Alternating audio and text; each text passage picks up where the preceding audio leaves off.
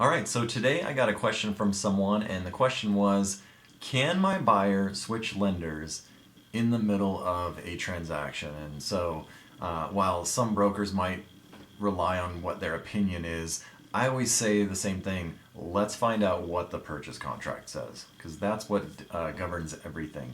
And the only thing that you're going to find in the purchase contract is going to be letter K, buyer stated financing. It says seller is relying on the buyer's representation of the type, and I do want to focus on the word type.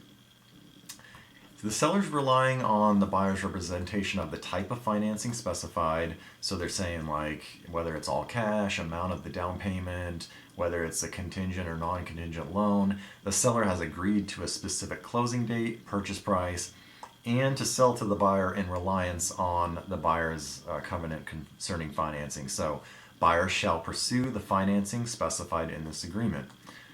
It doesn't say that the buyer cannot switch lenders. It's just saying that the seller's relying on the type of financing.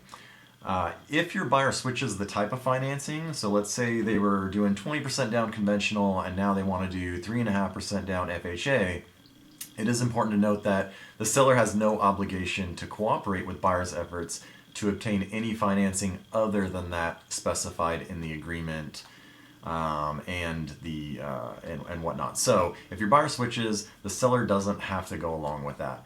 If the buyer switches the type of financing, if the buyer switches lenders, if you can close on time and you can get your appraisal and contingencies done within the same period, there's nothing stopping that, because there's nothing in your contract that actually assigns a certain lender to it. Matter of fact, if you were to go to section J1, your buyer actually has 3 days after acceptance to even get a loan pre-approval letter to the seller. So that's just something to keep in mind. All right.